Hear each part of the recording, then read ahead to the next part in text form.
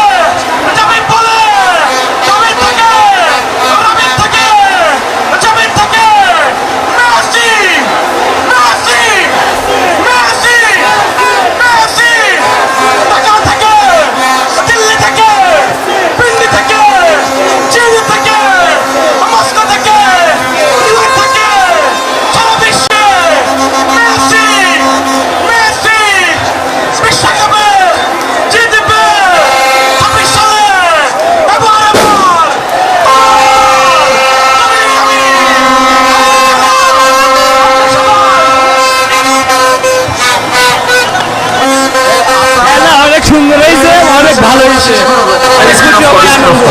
আজকে খেলাটা অনেক ভালো লাগলো। মেসি শেষের গোলটা অনেক প্রতিক্রিয়া হয়েছে।